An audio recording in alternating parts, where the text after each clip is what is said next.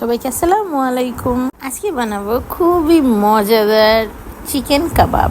বিসমিল্লাহ বলে শুরু হয়ে গেলাম।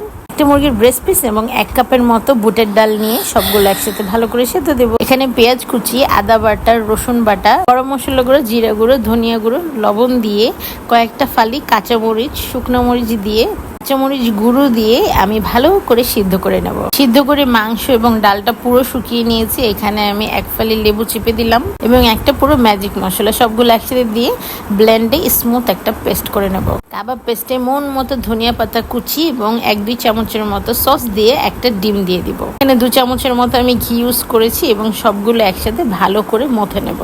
এখন কাবাব শেপ করার পালা। গোল গোল করে শেপ হবে, যত ড্রাই এবং স্মুথ হবে ভাজলে ততই টেক্সচারটা সুন্দর হবে। সবাই আমার চ্যানেল কিচেন নং 20-তে লাইক, কমেন্ট এন্ড শেয়ার করবেন, অবশ্যই সাবস্ক্রাইব করবেন।